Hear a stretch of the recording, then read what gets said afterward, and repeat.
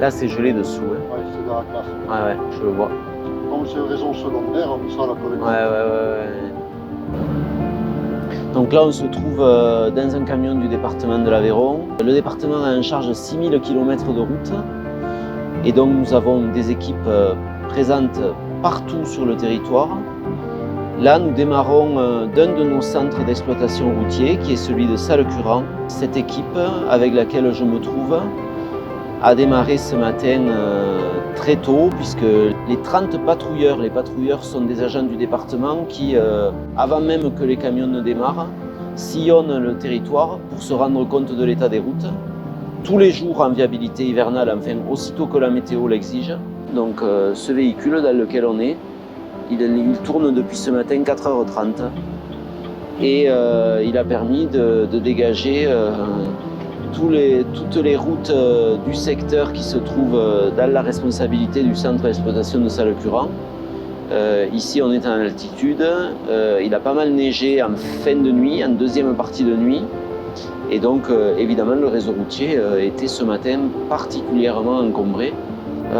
Aujourd'hui c'est mercredi, il y a évidemment des trajets pour les écoles, ou les collèges du moins et les lycées. Il y a aussi toute l'activité économique qui ont besoin de circuler à partir de bonne heure le matin. Les interventions, elles sont aussi fonction de la catégorie de route, c'est-à-dire du trafic, de l'importance et du trafic présent sur le réseau routier.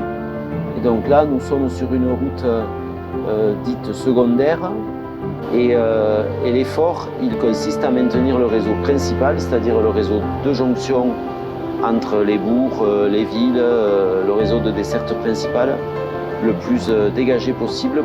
Et surtout, mais chacun le comprend, on ne peut pas saler tout le réseau secondaire car les coûts seraient absolument exorbitants. De toute façon, le matin, c'est les patrouilleurs qui nous appellent. En général, la patrouille, ça commence vers 5 heures. Quand ils portent des chutes de neige, ils commencent plus tôt, nous aussi, du coup. Et après, suivant la quantité de neige, ils font sortir plus ou moins d'agents, de camions. S'il y a juste un coup de sel, un camion suffit des fois, et puis quand ça neige, tout le monde est dehors. Et effectivement, le sel sec agit jusqu'à des températures -3, -4.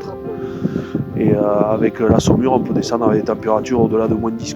Chaque territoire a un coordonnateur d'astreinte, c'est-à-dire que c'est quelqu'un qui va coordonner le travail des équipes. Et on retrouve un chef d'astreinte par unité territoriale. Alors une fois qu'il a donné l'alerte, les chauffeurs se rendent au centre, les camions sont toujours équipés. L'hiver et quand il y a un phénomène hivernal qui est annoncé. Et après, ils ont leurs circuits qui sont prédéfinis. Et puis bien entendu, en fonction des incidents, ils peuvent être amenés à être déroutés pour aller ailleurs. Et donc moi je voulais aussi les soutenir et leur dire évidemment notre reconnaissance et peut-être inciter nos concitoyens à mieux comprendre comment ils travaillent parce que parfois on râle un peu vite et sans se rendre compte que nos équipes ne peuvent pas être partout à la fois et que même en faisant le mieux possible, il leur faut le temps de parcourir tous ces kilomètres que nous avons en charge. Surtout lorsque la météo est défavorable à beaucoup d'endroits du département, comme c'était le cas ce matin, de bonne heure, où tout le nord du département évidemment, mais aussi tout le centre du département, jusqu'à des altitudes assez basses, ont eu besoin de traitement aux premières heures de la matinée.